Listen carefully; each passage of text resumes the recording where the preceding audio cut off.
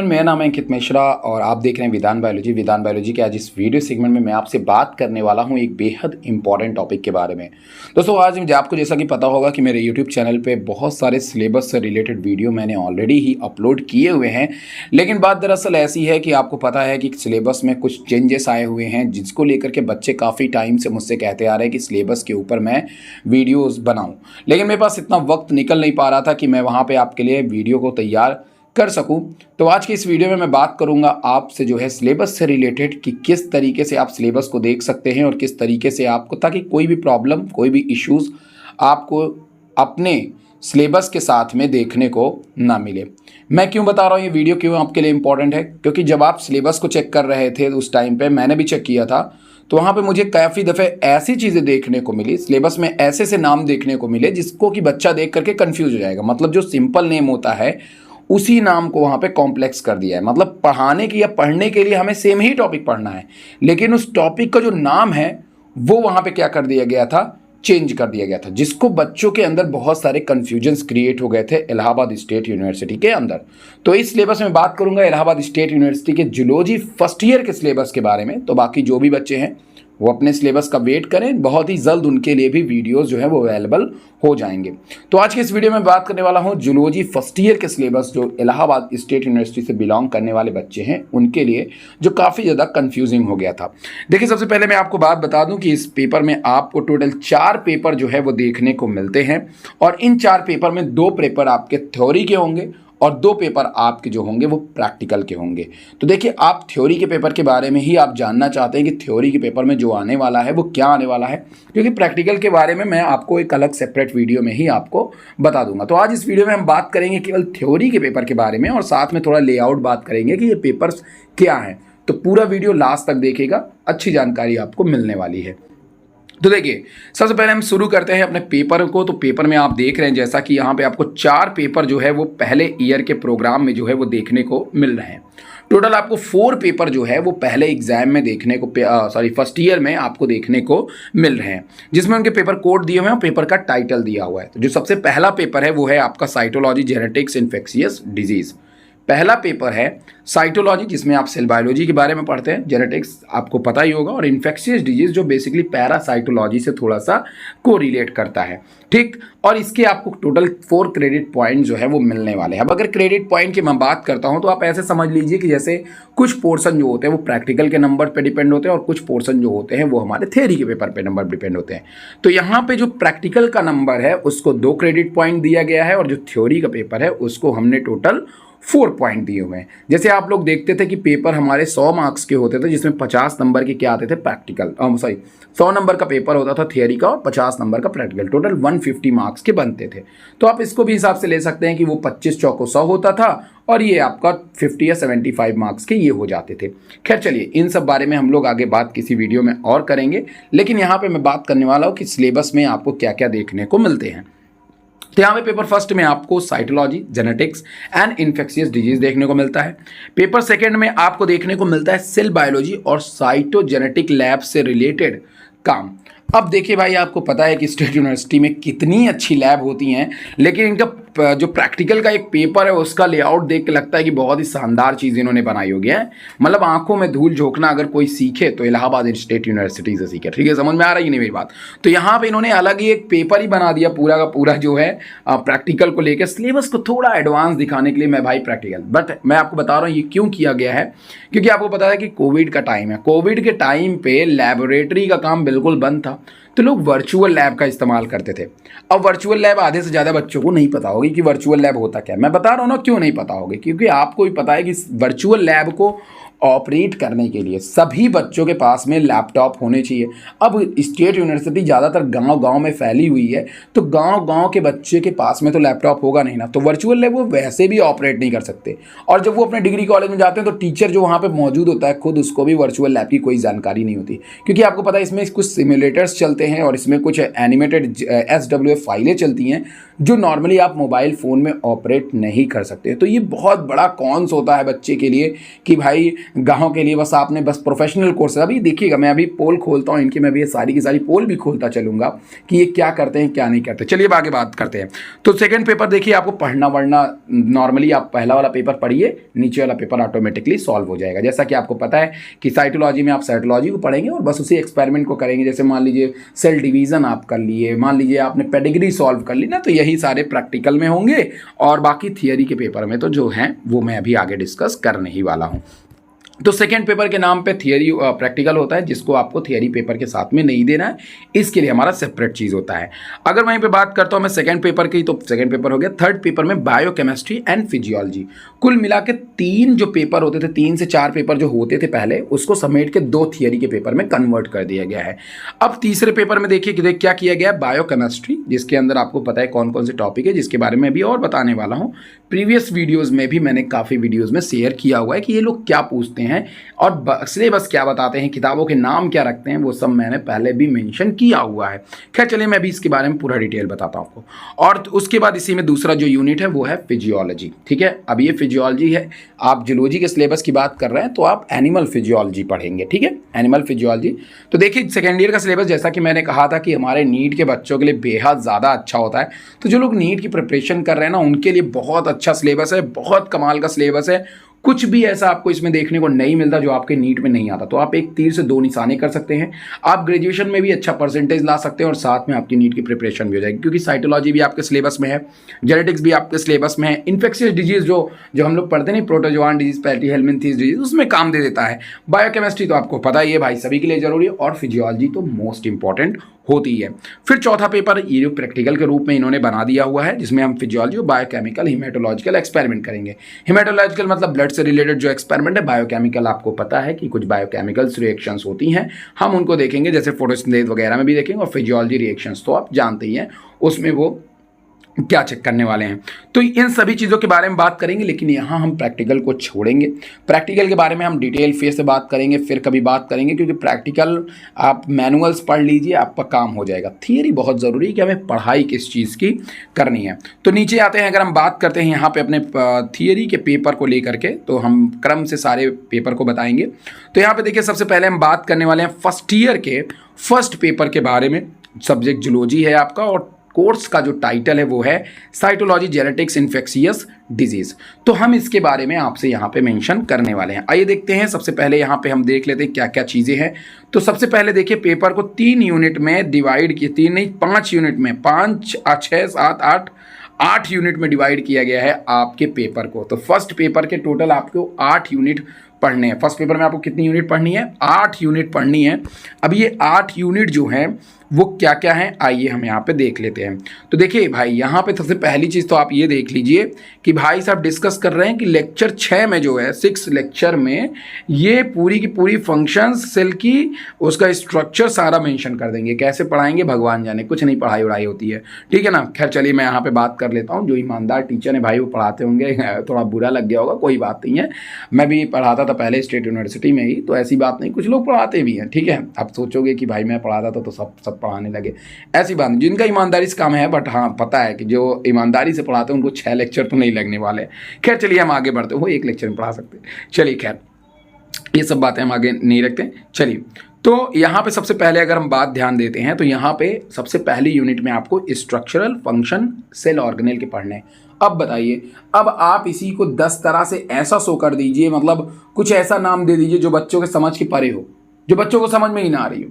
तो जब आप ऐसे नाम देते तो बच्चे के लिए आप कॉम्प्लेक्स मत बनाइए, बच्चों को आप और सिंपल बनाइए। एजुकेशन का मतलब है थोड़ा सा, मतलब आप सिंपल लैंग्वेज में समझाइए, कॉम्प्लेक्स चीज़ को सिंपल है। लेकिन यहाँ पे नाम ही ऐसे कॉम्प्लेक्स दे देंगे। बट यहाँ पे बहुत सिंपली देखिए, पेपर में मेंशन किया गया हुआ कि आपको सेल के ऑर्गेनेल के फंक्शन और स्ट्रक्चर पढ़ने हैं। अब इसमें क्या दिक्कत है, सेल ऑर्गेनेल आपको पता ही है ना कौन कौन से।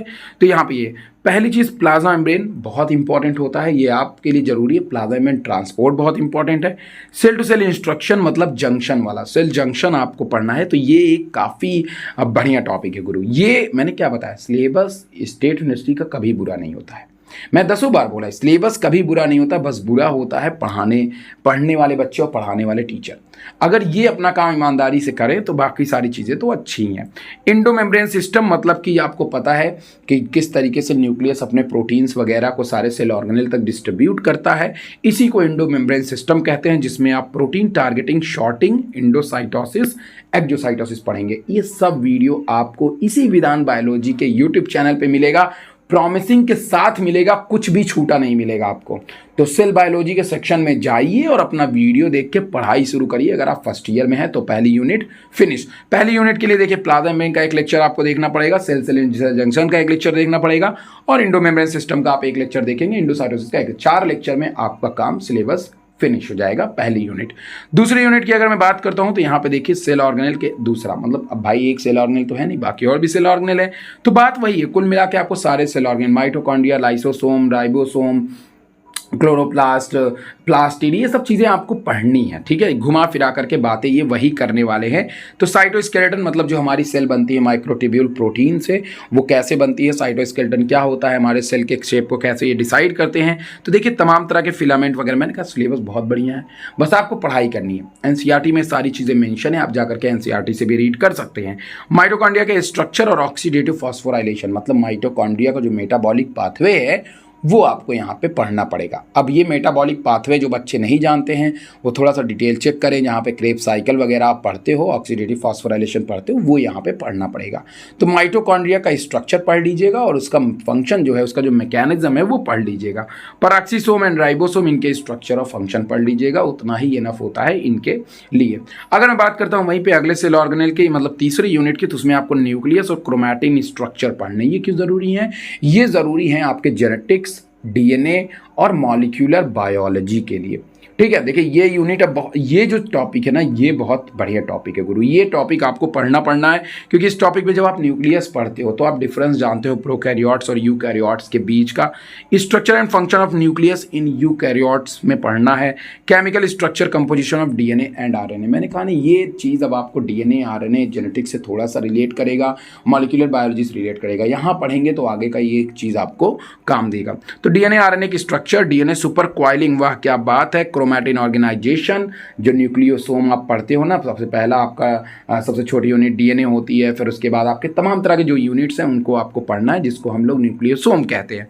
तो न्यूक्लियोसोम और क्रोमोसोम के स्ट्रक्चर को पढ़ लेना है और डीएनए और आरएनए के टाइप्स को पढ़ना है।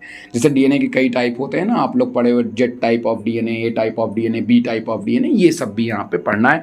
आरएनए के जो टाइप है, एमआरएनए, टीआरएनए, है ना, तो ये सब आपको यहाँ पे पढ़ना पड़ेगा। ये सब आपको एनसीईआरटी में मिल जाएगी, तो बिल्कुल आपको कोई दिक्कत की ज़रूरत नहीं है। आप बस एनसीईआरटी खरीद के पढ़ करके भी बड़े आराम से अपना दे सकते हैं, ठीक। अभी ये जो किताबें लिखेंगे वो मैं आपको दिखा दूंगा तो आप पागल ही हो जाओगे। चलिए चौथे यूनिट में बात करते हैं, तो cell cycle, cell division, mitosis, meiosis, उनके सभी फेजेस ये पढ़ना होता है। तो यहाँ पर सेल डिवीजन आपको ऊपर देखने को मिल रही, साथ में सेल सिग्नलिंग, ये एक काफ़ी अमेजिंग सिलेबस। तो सिलेबस को मेंटेन, मतलब डीयू लेवल की बनाने की कोशिश की गई कि बाकी अदर जो स्टेट यूनिवर्सिटी हैं वो काफ़ी हाई लेवल सिलेबस को क्रिएट कर रही है। हे ईश्वर, बस पढ़ाने ही लोगों तो बाकी सब कुछ अच्छा ही है। सेल सिग्नलिंग एक काफ़ी, आपको मैं बता दूँ कि ये बहुत ज़रूरी होता है। अब देखिए मैं आपको रीज़न बता रहा हूँ, थोड़ा सा मेरी बात बहुत ध्यान सुनिएगा। जब मैंने अपनी ग्रेजुएशन करी थी ना, तो हम लोग को पता ही नहीं था कि ये सेल सिग्नलिंग होती क्या, क्योंकि कभी प्रोफेसर्स बताते ही नहीं थे। अब प्रोफेसर क्यों नहीं बताते, तो उसके पीछे का रीज़न बताता हूँ। देखिए हम लोग की जो स्कूल कॉलेजेस होते हैं वहाँ पे अलग अलग लेवल के बच्चे जाते हैं, कोई बहुत अच्छा जाता है, कोई बहुत ख़राब जाता है। तुमको पता है कि इलाहाबाद एक ऐसा जगह है जहाँ पे बहुत अच्छे पढ़ने लिखने वाले बच्चे होते हैं, लेकिन वो बहुत, मतलब एकदम दबे दबे से रहेंगे वो बच्चे। मतलब ये क्या ही बन गया, मैं चंपू बन जाऊँगा, ठीक है। तो कहने का मतलब वो बड़े दबे दबे से बच्चे होते हैं, मतलब वो ज़्यादा सेल सिग्नलिंग वगैरह के बारे में नहीं जानते। तो टीचर प्रोफेसर को जो पता भी रहता है ना, वो इतना अपना माथा पच्ची करने के चक्कर में नहीं पड़ता। वो सोचता है यार हम माथा पच्ची क्या ही करें जब बच्चा पढ़ेगा ही नहीं, तो वो कई दफ़े नहीं बताता। बट देखिए कोशिश करनी चाहिए। मैं जब बच्चों को पढ़ाता था तो अपने फर्स्ट ईयर में ही बच्चों को सेल सिग्नलिंग बता देता हूँ। 11th क्लास तक मैं सेल सिग्नलिंग बताता हूँ बच्चों को, क्योंकि मुझे पता है भाई आगे जाकर बच्चा देखेगा, पढ़ेगा, और जब ये बच्चे जाते हैं ग्रेजुएशन के टाइम पर तो एक बार याद जरूर करते, सर आपने सही बोला था, ये आया हुआ था। तो बस आपको पढ़ाई करनी है। देखिए सेल सिग्नलिंग बहुत बड़ी चीज़ नहीं, बट टीचर को एक बार उसका डिस्कशन तो करना चाहिए ना। जब आप डिस्कशन कर देते हो तो बच्चे के जहन में वो चीज़ छूट जाती है। आगे जाकर जब मैं नेट की प्रिपरेशन करता था, नेट की प्रिपरेशन करता था, तो जब ये सब टॉपिक आते थे पल्ले ही नहीं पड़ता था। तो पहले ही बच्चे को आप प्रिपेयर अगर करके रखोगे, इन्होंने किताबें बहुत अच्छी लिखी हुई हैं, सिलेबस बहुत अच्छे लिखे हुए स्टेट ने, लेकिन कभी उस पर अमल नहीं करते। क्योंकि क्यों करे अमल, कौन करे अमल? 8-10 हज़ार रुपये में कोई जाके सेल्स सिग्नलिंग पढ़ाएगा? नहीं पढ़ाएगा। कतई पढ़ाना भी नहीं चाहिए। मैं तो कहता हूँ पढ़ाना भी नहीं चाहिए। अगर आपके पीछे स्कूल कॉलेजेस वाले इतनी पैसे इकट्ठे करके जा करके इकट्ठा कर रहे हैं, ठीक है ना, इतने पैसे इकट्ठा कर रहे हैं आपके पढ़ाने से, तो आप अपने आप को 8-10 हज़ार रुपये में सेल मत करो, ठीक है ना। वो बहुत बुरी चीज़ है। मैं हमेशा ये बात कहता हूँ कि टीचर को खुद को इन्फ्लुएंस करना पड़ेगा, टीचर को खुद की वैल्यू बतानी पड़ेगी। बट हाँ, उसके लिए यार पहले आपको वैल्यू बनानी पड़ेगी, ठीक है। मेरे अंदर भी कमी होती है, दुनिया में हर टीचरों में कमी होती है, बट आपको अपनी वैल्यू पहले बनानी पड़ेगी कि लोग आपको बोले कि अब आप मेरे यहाँ पे ये टॉपिक बनाइए। बट वही चीज़ है, जब बच्चा नकल करके पास कर लेता है तो टीचर की सारी वैल्यू क्या रह जाती है? धरी की धरी रह जाती है। तो नकल नहीं करें, इसके ऊपर रोकना पड़ेगा, टीचर ही रोकेगा इसको। टीचर रोकेगा, अपनी इंपॉर्टेंस को प्रूफ करेगा, बच्चा सीधे टीचर से कम्युनिकेट होगा। हमको अच्छे टीचर चाहिए, अच्छे टीचर की स्कूल लाएगी तो पैसा खर्च करेगी, टीचरों की सैलरी बढ़ेगी, भाई मेरा भी कल्याण होगा। चलिए अब आगे बढ़ते हैं।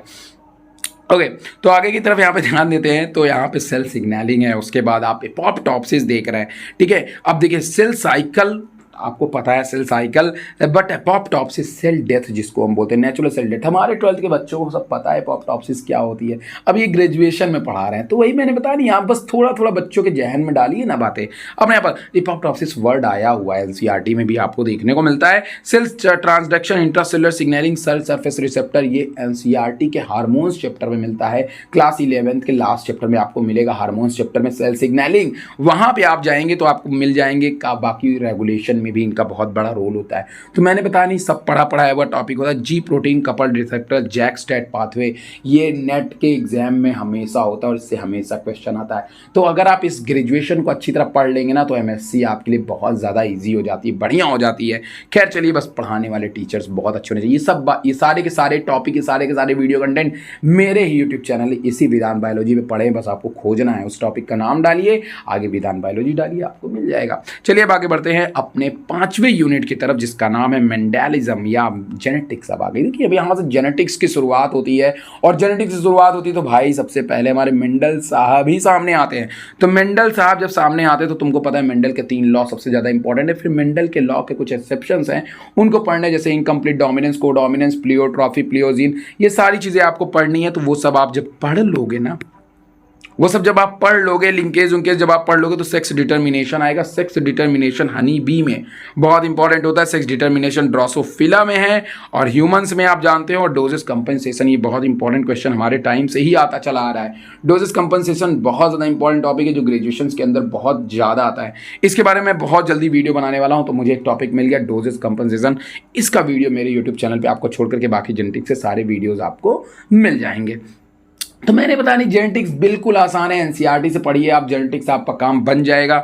अगर बात करते हैं यहाँ पे एक्सटेंशन ऑफ मेंडेलिज्म की, तो यहाँ पे मल्टीपल एलील इसी के हैं। Gene interactions between sex, heredity, influence sex limited character, cytological inheritance, जो साइटोलॉजी है वो कैसे मेंडल से रिलेट करती है वो भी जानिएगा। Genetic maternal effect, anticipations, genomic imprinting, ये थोड़ा सा उसमें डीएनए वाले मटेरियल का आ गया है। तो ये सारी चीज़ें जो है वो आप देख लीजिए। ये थोड़े से जो सिलेबस हैं आपको जो देखने को मिल रहे हैं ना, ये वाले जो 6 वाली यूनिट है, इसको आप थोड़ा सा ध्यान से पढ़िएगा। इसमें मल्टीपल एलील आपको नॉर्मली वीडियो मिल जाता है, जीन इंट्रैक्शन मिल जाता है, और the interaction between sex heredity ये भी आप कर लेंगे, लिमिटेड, और ये साइटोलॉजिकल इनहेरिटेंस भी कर लेंगे। यहाँ पे जीनोमिक इम्प्रिंटिंग, इसके बारे में वीडियो बनाऊंगा, एंटिसिपेशन के बारे में वीडियो बनाऊंगा, और मैटरनल इफेक्ट वगैरह भी वीडियो बनाऊंगा। पीएच जो होता है वो भी आप इसमें पढ़ लीजिएगा। पीएच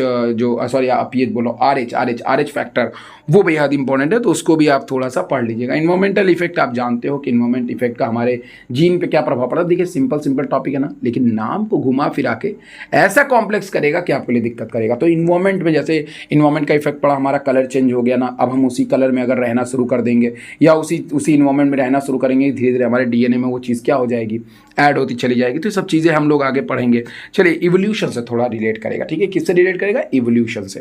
उसके बाद हम लोग बात करते हैं human chromosome and pattern of inheritance के बारे में कि किस तरीके से हमारा जो इनहेरिटेंस होता है उसका क्या पैटर्न है। ह्यूमन कैरियोटाइप एनॉमलीज, जो अलग अलग टाइप के पेडिग्री एनालिसिस, यहाँ पे हम लोग मेंडेलियन डिसऑर्डर और क्रोमोसोमल डिसऑर्डर की बात करते हैं। क्रोमोसोमल डिसऑर्डर होती है जिसमें हम सिंड्रोम वगैरह के बारे में जानते हैं। किन के बारे में जानते हैं, सिंड्रोम वगैरह के बारे में जानते हैं। यहाँ रखिएगा सिंड्रोम बहुत इंपॉर्टेंट चीज़, जब क्रोमोसोम नंबर चेंज हो जाए सिंड्रोम। और मेंडेलियन डिसऑर्डर जब हमारे जीन में म्यूटेशन हो जाए, तो यहाँ पे हम म्यूटेशन पढ़ेंगे, पेडिग्री एनालिसिस पढ़ेंगे। पेडिग्री एनालिसिस में हम जनरली 4 तरह की इनहेरिटेंस देखते हैं, autosomal dominant, autosomal recessive, x linked recessive and x linked dominant, जिनके बारे में मैंने वीडियोस ऑलरेडी डाल रखे हैं, तो आप देख सकते हैं। पेडिग्री एनालिसिस के ऊपर वीडियो बहुत इंपॉर्टेंट होता है जो सभी बच्चों के लिए जानना बेहद ज़रूरी है। क्रोमोसोम एनॉमलीज मतलब जो क्रोमोसोम में चेंज होते हैं उन्हीं को क्रोमोसोम एनॉमलीज बोलते हैं, जिनमें हम सिंड्रोम वगैरह पढ़ेंगे। और human karyotype, autosome, sex chromosomes वगैरह के बारे में भी हम यहाँ पे जानेंगे। तो देखिए, आप ऐसा कोई टॉपिक नहीं है जो आपको 12th की बुक में नहीं मिलेगी, जो आपको पढ़ी लिखी ना मिले। तो कुछ नया नहीं है, 1-2 टॉपिक जिनके नाम आपने पहले कभी नहीं सुने, पर जब डालेंगे गूगल पे तो आप बोले अरे यार ये तो पढ़ा लिखा है, ठीक है। तो बस यही सारी चीज़ें हैं। अब उसके बाद आता है, देखिए ये जो नीचे वाला सेक्शन है ना, 8 वाला, ये दुनिया में हर किसी के लिए जरूरी है। कोई भी कंपटीशन आप देने जा रहे हो, कोई एसएससी बैंक रेलवे ही देने जा रहे हो, तब भी ये बहुत ज़रूरी है। इनमें हम पढ़ते हैं वायरस द्वारा फैलने वाले डिजीज़ के बारे में, बैक्टीरिया फंजाई के द्वारा फैलने वाले डिजीज़ के बारे में, साथ में इनकी लाइफ साइकिल और पैथोजेनिसिटी। जैसे एग्जाम्पल तौर पर मैं आपको बात बताता हूँ, अब कौन कौन सा डिजीज़, जैसे मान लो मलेरिया, आप जानते हो ना मलेरिया भाई, प्लाज्मोडियम की लाइफ साइकिल आपको पढ़नी पड़ेगी, डिजीज साइकिल पढ़नी पड़ेगी। ये पैरासाइटोलॉजी का वीडियो देखिएगा मेरे यूट्यूब चैनल पे, और स्पेशली जा करके आप विजिट करिए एक बार। हाँ भूल ही गए, तो बताना भूल ही गया, एक बार विजिट करिए vedanbiology.in पे, वहाँ ग्रेजुएशन के सारे टॉपिक ईयर वाइज है बेटा। तो उससे अच्छी वेबसाइट आपको ग्रेजुएशन के लिए नहीं मिलेगी। मैं फिर कह रहा हूँ, कलरफुल डेटा वहाँ पे आपको मिलेंगे विदाउट एनी एड्स। बस आपको क्या करना है, वहाँ जाके रजिस्ट्रेशन करा लीजिए, रजिस्टर कर लीजिए, बिल्कुल फ्री, कोई कॉस्ट नहीं, आपको सब कुछ वहाँ पे मिलेगा। सारा कलरफुल स्टडी मटेरियल, नोट्स बनाइए, और उसके बगल में जस्ट आपको सारे यूट्यूब के वीडियो। तो बस आप टॉपिक पे पहुंचिए ना, टॉपिक पे पहुंचते उसके वीडियोस ऑलरेडी ही तो सारे पैथोलॉजी के वीडियो बने हुए हैं, जितने आप पैरासाइट, ट्रिपैनोसोमा, जियार्डिया, वाउकेरिया, ये सब बना हुआ है। बस जाइए देखिए, और कुछ नहीं। ट्रिपैनोसोमा आपको पता है सीसी फ्लाई से फैलने वाली बीमारी, जियार्डिएसिस, और वाउचेरिया जो फाइलेरिया फैलाती है। तो ये सारी बीमारियां सब कुछ है भाई, इनके डिजीज साइकिल और पैथोजेनिसिटी, कितनी बीमारी कॉज करते हैं, उनका ट्रीटमेंट कैसे होता है, यही सब आपको यहाँ पे पढ़ना है। तो देखिए ये सिलेबस है आपके थ्योरी का, टोटल 8 यूनिट ही आपको पढ़नी है। सिलेबस छोटा है, 1 साल के लिए अगर आप पढ़ेंगे तो कोई दिक्कत आपको नहीं है, बड़े आराम से आप कर ले जाएंगे। कई यूनिवर्सिटी में सेमेस्टर सीजन है, तो उसके बारे में हम लोग बाद में बात करेंगे, अभी उसके बारे में हम बात नहीं करेंगे। यहाँ पे स्टेट यूनिवर्सिटी सिलेबस की बात कर रहे थे। अब थोड़ा इनकी वेबसाइट की मैं पोल खोलता हूँ, देखिए इनके PDF की। अब देखिए इन्होंने कुछ किताबों के नाम लिखे भाई साहब, यहाँ पे जिन किताबों के नाम लिखे आप देख के भी चौंक जाए कि ये ग्रेजुएशन में हम इस किताबों को पढ़ा दे बच्चों को, बच्चे पागल होकर टहलेंगे, ठीक। बट हाँ ये चीज़ मैं बोल सकता हूँ कि इन किताबों को कॉपी बहुत सारे इंडियन राइटर ने किया है, तो यस इन्हीं किताबों से लिया है। अच्छा किया कि इनका नाम दे दिया। लोडिश जो फॉरेन कंट्रीज़ की किताबें हैं, लॉडिश, एल्बर्ट, ब्रूस एल्बर्ट के नाम से फेमस है, सेल की, ये किताबें मैंने पढ़ी हुई हैं। कार्व की किताबें बहुत ज़्यादा चलती हैं, कूपर की किताबें बहुत ज़्यादा चलती हैं, तो ये सब आप MSc के अंदर पढ़ते हैं। अभी इन किताबों को खरीदने की कोई जरूरत नहीं, जाके जो उसमें खरीद मत लीजिएगा, क्योंकि एक एक किताब 3500, 6 हज़ार, 7 हज़ार की किताबें 10 हज़ार की, अभी तो बहुत ज़्यादा महंगा बढ़ गया होगा। तो समझ में आ रही, तो ये सब किताबें पढ़ने की है। देखो वाटसन भी डाल दिया, लुइस भी डाल दिया, तो बहुत सारी किताबें डाल दिया है। आपको कुछ ज़्यादा नहीं पढ़नी, मैं आपको बता रहा हूँ, सिंपली आप NCERT अपनी ओपन करेंगे, काम की बातें मिल जाएंगी। जो चीज़ें बाकी नहीं है, मेरा यार वेबसाइट खोलिए, आप किसी NCERT को भी मत खोलिए, आप वेबसाइट खोलिए, वेबसाइट सारा स्टडी मटेरियल बनाइए, चाहे सेल बायोलॉजी हो, चाहे आपका ये पैरासाइटोलॉजी हो, कुछ भी बनाइए, वेबसाइट से जाके बना लीजिए, काम खत्म। होप आपको वीडियो पसंद है, वीडियो को लाइक करिएगा, शेयर करिएगा, सब्सक्राइब करिएगा। Thank you very much. और हाँ वेट करिए, जल्दी ही आपके लिए बॉटनी का भी इसी तरीके से एक सिलेबस आपको मिलेगा, और बिल्कुल पुराने सिलेबस जैसा ही है, कुछ भी नया नहीं बदला है, पेपर उसी पैटर्न पे रहेगा, क्वेश्चन आप वैसा ही पढ़िएगा। कुछ इंपॉर्टेंट क्वेश्चन हैं जिनके बारे में एग्जाम आने पर मैं आपको बताऊंगा। Thank you very much. गर्मी बहुत ज़्यादा लग रही है।